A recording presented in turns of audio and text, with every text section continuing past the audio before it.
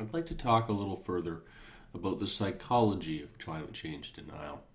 What is the underlying thought process of any given person that refuses to accept that the climate, the entire life system, the place that we live, the biosphere, so on and so on, is being altered by human behavior? Why do they have that?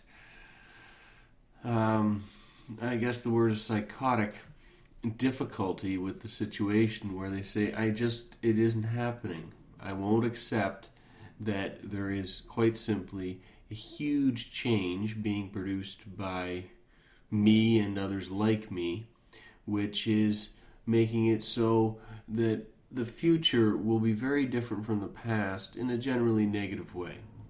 There's a lot of very, very painful, very scary things about the alterations of the climate. There's a lot of very negative consequences. Generally, the consequences are more negative than positive. There are a few things which people say maybe the farmland will expand. You'll have warmer weather further to the north and further to the south of the equator than you used to if you don't like cold and so on.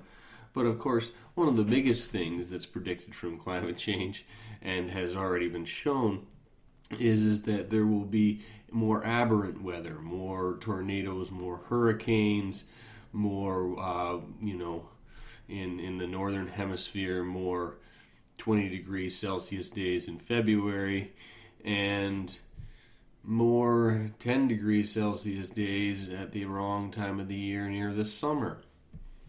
So what exactly, sticking with the main point here, is the psychology of someone who will not accept that humans are causing this change, this alteration? What is their mindset? What are their underlying mental attitudes? And of course, you'll say you're being judgmental. Well, of course we're being judgmental here. The nature of life is to be judgmental. Everyone is judgmental of one another about just about everything. You can judge kindly or you can judge harshly. So yes, we're being judgmental. I am being judgmental when I ask, what is the psychological hang-up that's keeping people, a huge section of the population that is, from accepting that climate change is real and that this goes on year after year after year? I mentioned recently that some time ago,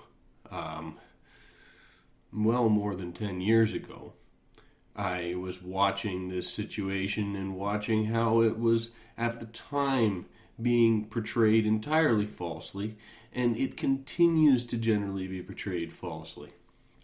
There are people who say there'll be some negative changes. There are people who say there'll be negative changes and it's not humans' fault. And there are those in the minority who say it's a very serious thing and gosh knows what. It's going to be very, very serious. It's going to be a very, very potentially ugly thing that we now have to cope with. And we could potentially make some kind changes, especially for the future generations. If you're worried about the people being born now or being born in 10 years and the life that they will lead, then the way that humans are acting vis-a-vis climate change is very bad. It's very ugly. It's not a kind thing to do to them. And it smacks of, not in my backyard or not in my lifetime and all that stuff. So what is it about the section of society, though? Because that's the current big hang-up that says we do not believe that humans are causing it. What is their psychology? What is their underpinning world understanding, worldview?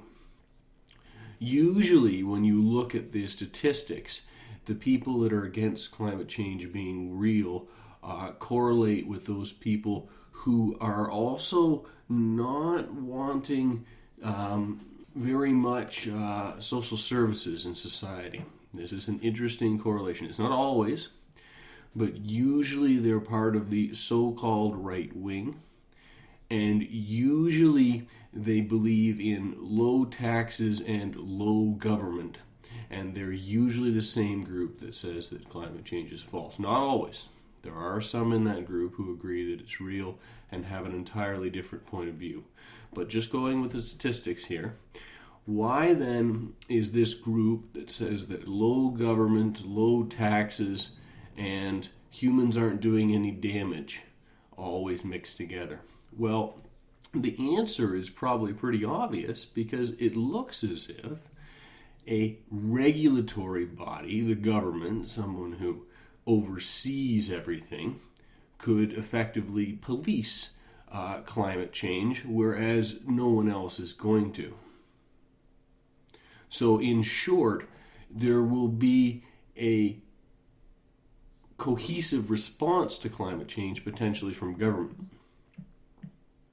And so the exact same group which is against having very many governmental interferences is against recognizing that climate change is caused by humans, and at least subconsciously realizing that if it is admitted broadly, honestly, truthfully, bravely, that climate change is being done by human beings, that it's the result of human behavior, then what will happen is the government will have to push hard on the entire society to do things to change it. It will have to mandate that, for example, you can't drive a car beyond a certain size except for cargo transport and things like that. Those things would have to happen.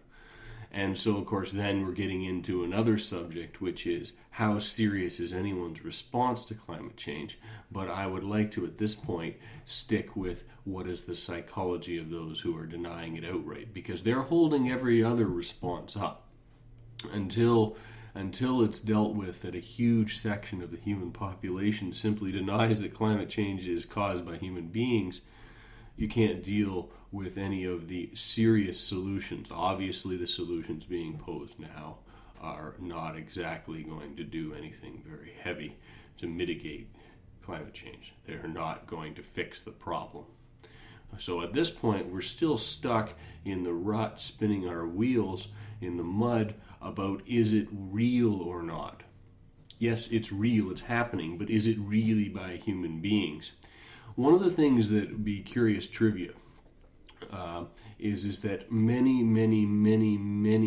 people who realized climate change was real realized it by modeling the gases in the atmosphere, and realized that if the carbon dioxide was going up a lot, then there would likely be increased heating, uneven heating, which is why it's called climate change, not global warming, but that there would be uneven heating. So it was the recognition that carbon was going up in the atmosphere which caused the concerns about climate change.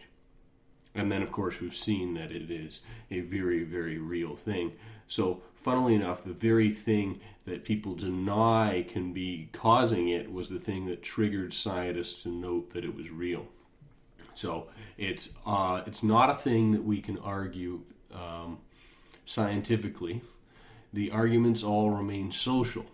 They remain social arguments of keep the government out of my affairs, and let's make sure that our problems today are as few as possible, because more government interference in your life, especially if you don't trust them, will be viewed in a negative way, whereas maybe if tomorrow the government has to interfere, or somebody has to interfere, and it's always not thought through very carefully, at least it won't be you.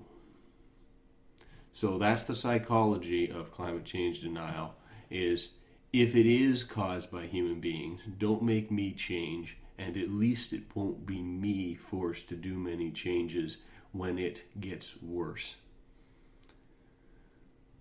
Thanks for listening.